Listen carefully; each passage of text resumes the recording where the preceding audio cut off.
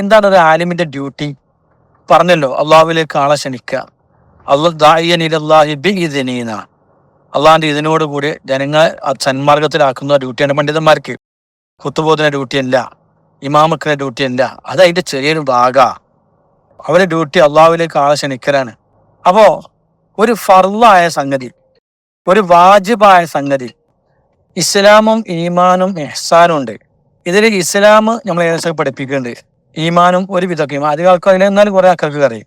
ഇഹ്സാൻ ആരും പഠിപ്പിക്കണില്ല.